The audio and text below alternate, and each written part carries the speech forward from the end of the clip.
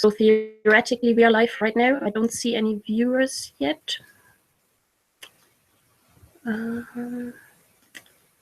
Okay, I just trust that we are live.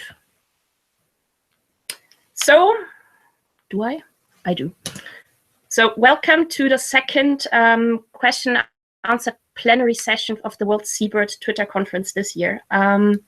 Last plenary session was absolutely amazing, really exciting discussion, and we obviously hope that we can keep that up right now. We're a little bit less people this time, and that's mainly because storms didn't make it possible for some people to attend because the internet connections broke down, so apologies for that beforehand. Plenary is representative for Europe and Africa, and I have our plenary speaker, Antje Steinfurth, here with us, who earlier talked about northern rockhopper penguins. And the main focus of the session will literally be foraging behavior and how that kind of links to population trends. So I already talked to the speakers just before we went live, and it's actually really exciting. I wasn't quite aware of this. I'm literally talking to a penguin-only panel here. I personally haven't really worked on penguins before, but I find that very exciting because a lot of penguin species are under threat or populations are declining incredibly. And we kind of all know behavior links to population. And the question is, what are the main mechanisms? And I think that's a really good point to start off the discussion. And I think this is the first question I will actually lead on to Antje. So how do we actually, what are the mechanisms that how foraging behavior affects population trends? Well, hello.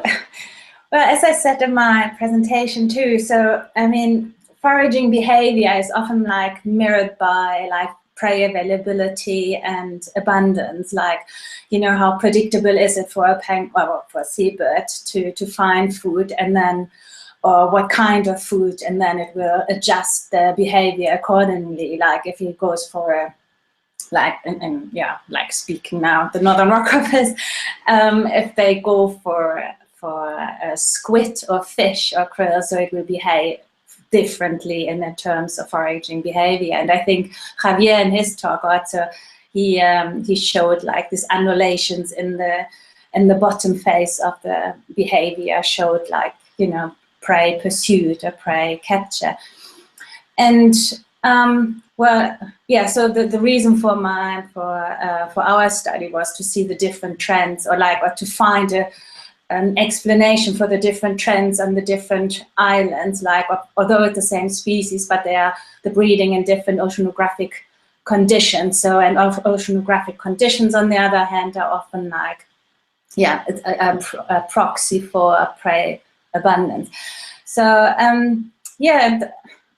Well, like harder you have to work, it obviously has then a knock-on effect or a carry-over effect on how else you do in life. So it's like if you have like two small chicks at your nest, or you have to feed and provide food to, so then, but you have to work very hard to get it. So then the likelihood of breeding success being less is higher. So I mean, it's not only like the behavior itself and like how well the bird is doing right at sea, but it often has like a whole new, like an avalanche of other, yeah, a repercussion on other traits during the life cycle. That's really exciting. So the second speaker we have here with us is Xavier, who talked on little penguins and gave the second presentation, and he went into a little bit more detail on foraging behavior. So Xavier, do you have any input on this? Like, do you have any insights into how the mechanism, how foraging behavior relates to population trends?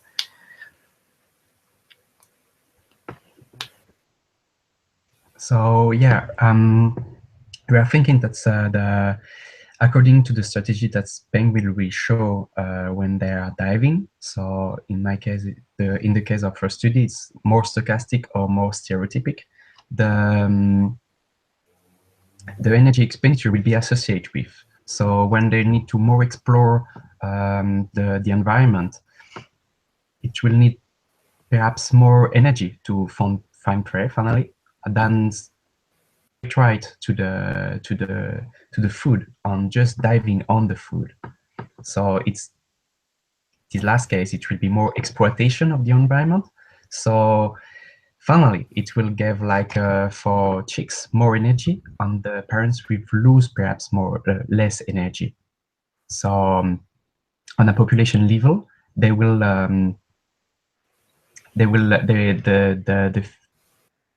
the output will be really good because the penguins are doing a great job. But in a case where I will say that the food is more scarce in the environment, penguin will have more difficulties to find food, and you will see difference on the population of the colony link with the foraging area. Okay. That's really exciting. Yeah, so we already kind of established that there's like a close link between population trends and between this kind of like foraging behavior. So it's really interesting, I find, trends. We have a lot of long-term studies going on, so we actually quite closely know what happens in colonies. We have been monitoring them for years, sometimes for decades. But that's not exactly the same thing with at-sea behavior. So at-sea behavior is strongly linked to tracking technologies, and they kind of like advanced over the last decade, really, maybe across the last 2 decades. So how do you think that this kind of like advancements in tracking technology really understand the at-sea behavior, Antje? Yeah, well, as you said, I mean, technology has really like skyrocketed. So it's, when I started like using the first GPS, it was like in the late 90s. And so since then, so I don't know if you've ever been to one of the biologging conferences. I mean, the technology made it so small, so you can even now attach them to seal whiskers or like around jellyfish and all this.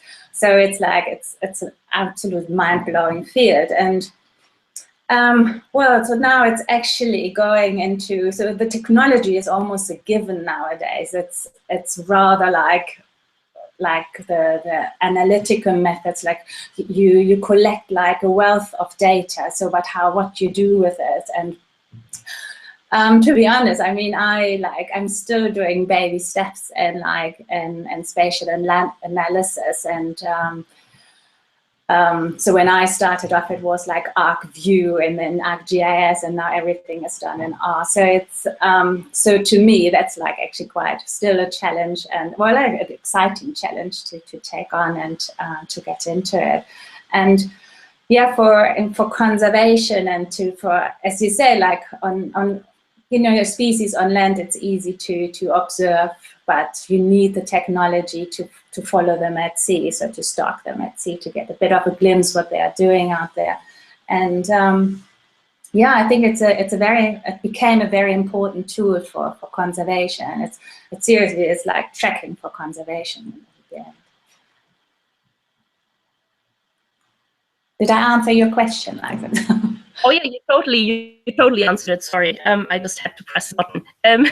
So Xavier, any inputs additionally to this? I know that you kind of like used additional technologies, also like more advanced kind of things like accelerometers and things. So how do, for example, those like more detailed kind of measurements that are now deployable on birds kind of give us more insights into their at-sea behavior? So yeah, and on the beginning it was mostly just like we were using GPS and depth dive recorder, but now most of the time the depth dive recorder is associated with accelerometer, and in some cases even if camera. So you have, in this case, when you mix tools in the same times, you have a really good pictures of the behavior of the bird under the sea. So when he's really chasing prey, so you can see which prey he's chasing, and you can associate that with the movement he's doing on the accelerometer and with the depths. And if you have a GPS on, you can even if located the prey pursuit with the GPS. So it's kind of what Sonia Sanchez showed yesterday on Little Penguins 2, and it's, I think the slowly is going on this direction. That future is a lot of data. It's really big data sets. really give us like really good pictures of the environment on the strategy that penguins could use to buffer some changes. So change of prey, how they moving in groups too, because finally some are diving chasing groups there, so they are like predating prey, but sometimes not. So it's really give us a lot of information. And now it's I think the most tricky part is not to analyze them, because we receive a lot of data and we don't have the time to analyze them. So it's kind of that the technology is going super fast, kind of a little bit limited with our capacity to analyze them, analyze the data in real, I would say, like a short time after that we took it.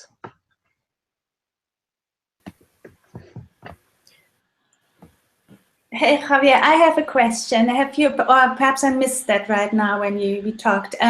Did you also use camera deployments on your birds? No, not in this case. The study I show, the data are from early 2000. So it was really the beginning of all the science of logger.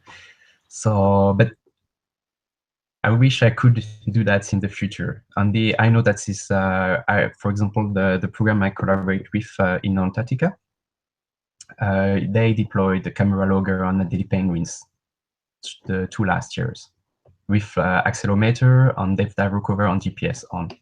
So the data are still in process, and it took time, but I think it's will get us a lot of information about the diet of penguins, how they could manage the climate change in Antarctica. So it's a really good mix of technology that's, I think, could give us a really good pictures of what happened. We cannot see something. So under the sea or, yeah.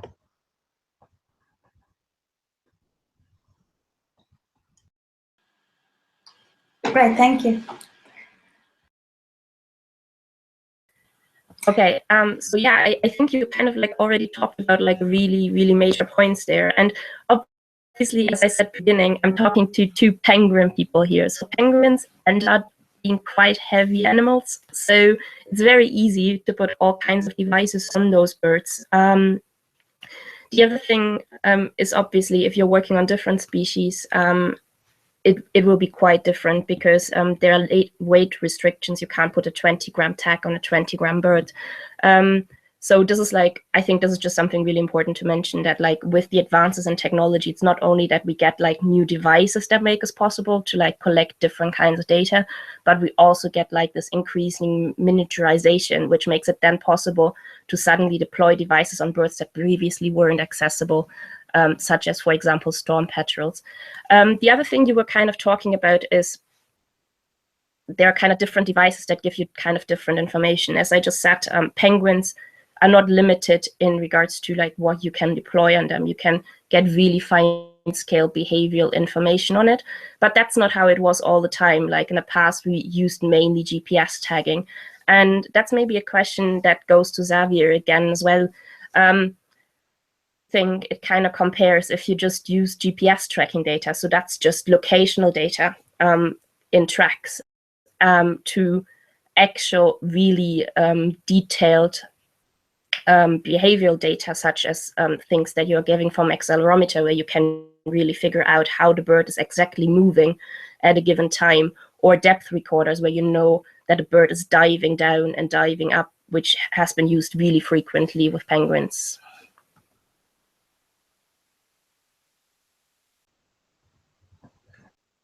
So yeah, and I'm not sure I understand all the question because the question was really long.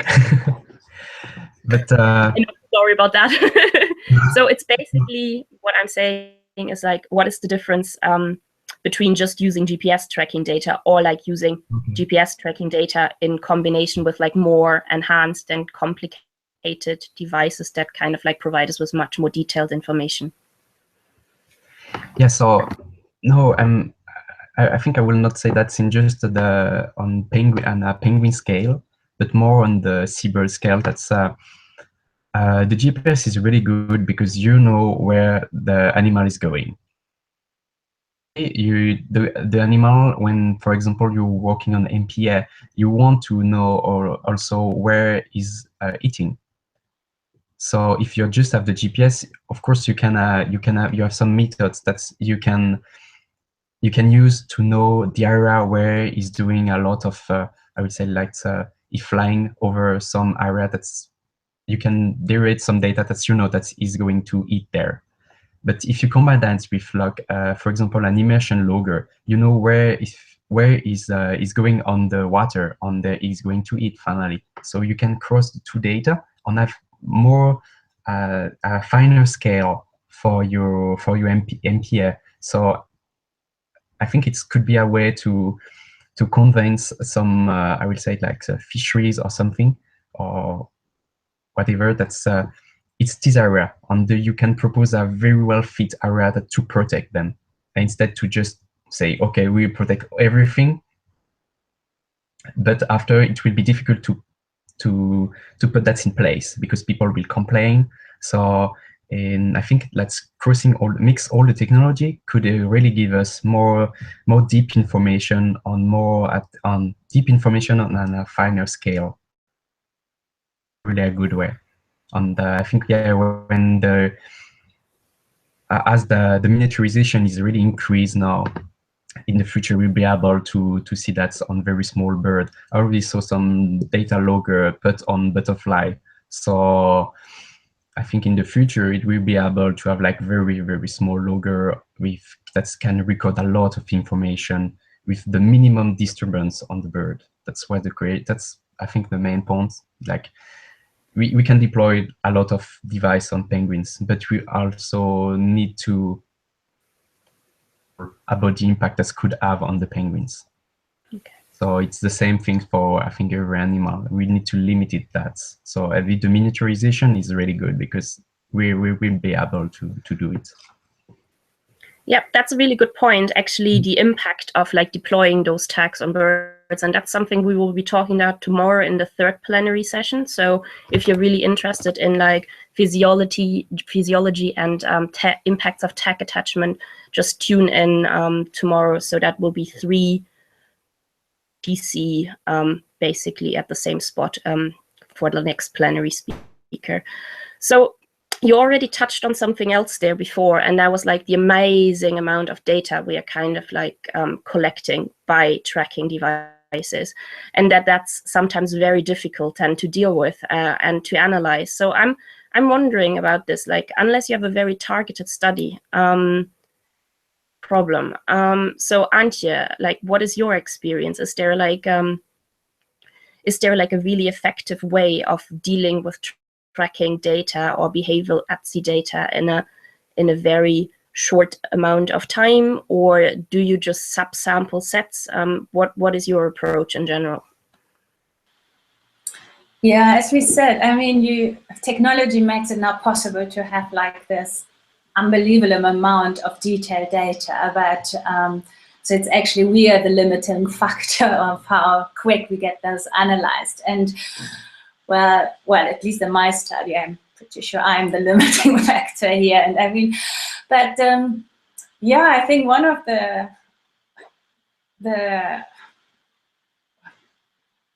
how do you say that? It's one of the importance is also to collaborate, I think, and I can't emphasize that enough. The field is expanding so vividly, like and broadly. So I mean, you can't become an expert in all the different fields yourself. So you need to collaborate and find people who can just contribute and and to combine like what's. So what our next step is with our data, for example, to do the habitat modeling. And so you go a lot into also like in oceanography and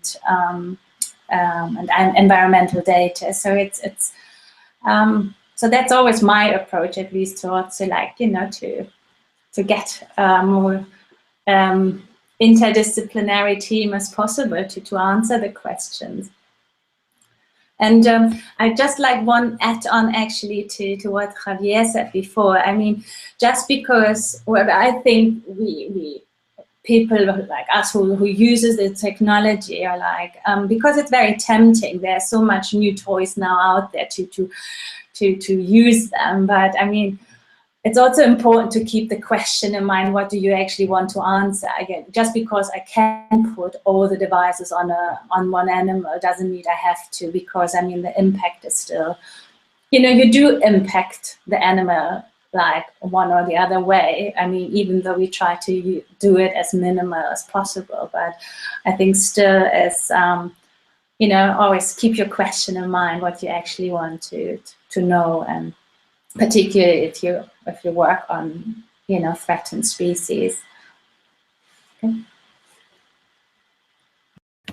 Yeah, no, that's a really good point, because there is this really great temptation to just collect as much data as we can, and that really doesn't necessarily help. So what do you have anything to add to that, Xavier?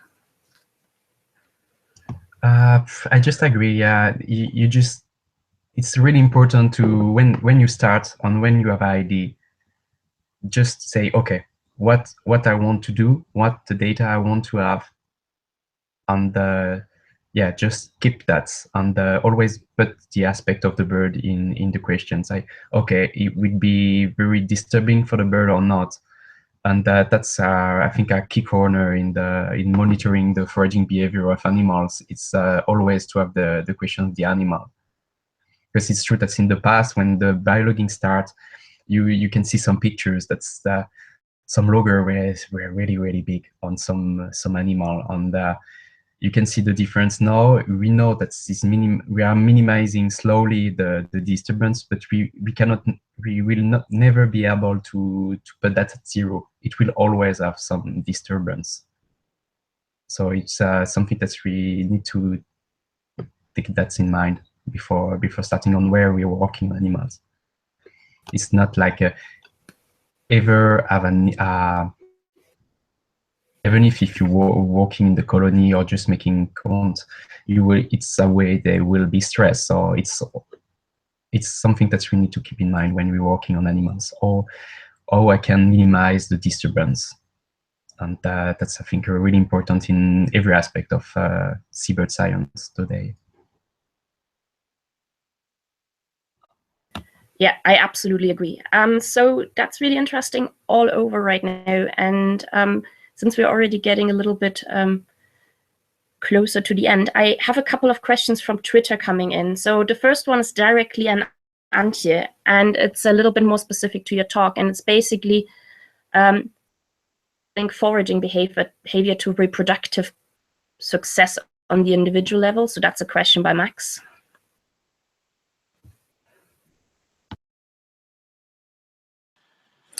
So we did do a breeding success study at the same time when we tracked the birds on nightingale and on goff. And so that's the reason, I think it was like one of the last tweets I did, was to show that breeding success was higher on goff those years than it was on nightingale, and foraging effort was higher. So we don't have, like, I didn't track the birds of the breeding study because I wanted to keep them apart, to keep disturbance as minimal as possible, and don't have like a compounding effect on the impact of the logger. But yeah, so we did do so we did try to combine and answer the questions with the breeding success as well, in terms of like if there is like an carryover effect on survival. And perhaps I should say that too. So a very exciting part of our new the project Pinnaman now is actually we did start a survival study. So we did pit tag them. And so with that, actually, we tried to, and so we did like more tracking last season. And so we tried to then get a bit of a better grip on survival of juveniles and adults, so immature birds. And so that's a long-term study we just started last season. Yeah. that's super exciting. That's one of the things I'm always looking forward to, long-term studies in general. And how was it again? Like, it's never too late to start a long-term study. I absolutely agree with that. Basically, on that note, again, a little bit cross-advertisement here. There will be Paul Thompson giving a long-term study special presentation this evening at 19 UTC. So please check that one out on his former long-term study on the Shetland Islands. No, Orkney. God, yeah. So there is another question. I'm not sure if it's the last, but like we'll see where we can fit in. Is directed to Xavier, and I know we have been previously a little bit about like, are we going to address stats or not? But it's a Twitter audience, so I'm going to ask it. It's by Andre, and he basically asks Xavier, when using fractal analysis, is there an optimum level of dividing complexity? Is more complex better? I'll take that one. So I think it should it will have an optimum, but it will not mean that more complex. It will always be better. We more imagine the evolution of complexity of the behavior on a bell shape. So when you will go on the two extremities, super stereotypical or super complex, it will be not good for the bird. So it means that it's a situation that will be really hard for the bird, and it cannot manage. So he will do, like in case he will do what, even he will be more simple. So he will dive all the time on the same way, or he will do like a complete mess. So he will dive like completely randomly. And the optimum will be on the middle, but actually it could change between individual, but it also could change when the condition will be different. So it will be an adaptation. So it's like kind of moving on the curve. When you go to the extremities, it's actually that's the environment is very hard for the bird. That's our hypothesis, and we're still working on it. So that's just out of curiosity, quickly, an additional question. So that's just from an ecological point of view, but from an analysis point of view, more complex is not necessarily better either. So it's more like bell-shaped, and you would have like an optimum. Yeah, so it will be like, it will really depend how it's more. So if it's it's still in the optimum, it will be good. So it will the penguins, for example, will be able to buffer the condition. But if the condition is more and more degraded, the behavior could be more with time. But it's not mean that is still optimum. Is the penguin just trying to do his best, but he didn't succeed. So he trying harder and harder and harder, but finally didn't have a result. Okay, that's really exciting. So then, since we're almost at the end, but we have another couple of minutes, and I think it's always like a really good question to ask towards the end of something where you discuss at-sea behavior and tracking technologies in general.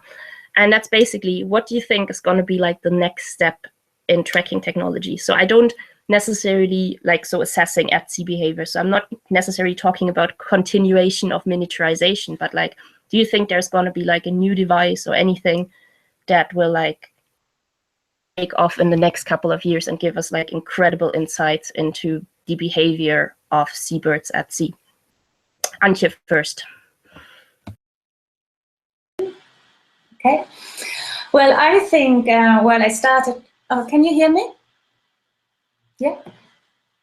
I think the video recording is the next toy that will start off more vividly, because it's like also here the technology is getting like smaller and smaller, so we are already like able to deploy on smaller species. And so as far as I know what's happening in my circle of colleagues, so that's the next new toy out there, that's I would think. And I think the analysis will like methods and will definitely become more complex and more advanced. So I'm happy to learn. Yeah, that sounds great, Xavier. Any input? I agree with Antje about the camera logger. Also, I think that with the miniaturization, we will be able to record more longer time series of behavior at sea, like GPS, but also the behavior, the foraging behavior. And I think that's like not a growl, but it will be awesome to know that on all the cycle of the bird, how we deal with the change. It will be more at an individual level than just at. But I think that will be a really good next step too. Also, that's I think the way we analyze the data will get improved more and more, and that's a really good news, because we'll be more able to look on the mechanistic of the things, and it will really give a lot of information about how all animals are moving in their environment, on why, on the where we also answer, but why they're doing that, on how they're doing that. And that's really, I think, some exciting question that we able to answer in the future. Yeah, that's super good, and I think that's a really good note to conclude the session. One thing though, like obviously we will be able to collect much more data and video loggers as well, but it will also basically put us instead of like in front of exactly the same problem. It's really important to have focused studies that really ask specific questions, rather than generating a lot of data that we then have to analyze and maybe even not have the time to analyze, especially with video data. That's quite a problem. But yeah, I'm definitely looking forward to the next advances in biologging and to the next insights into at-sea behavior. We have a lot of questions to still get answers to. And yeah, so thank you very much to Antje and Xavier for answers to questions. And yeah, I hope you still continue enjoying the World Seabird Conference. Twitter conference is still going on for the next couple of days. And yeah, that was the second plenary. Tune in for the third plenary at 15 UTC tomorrow. And yeah, enjoy.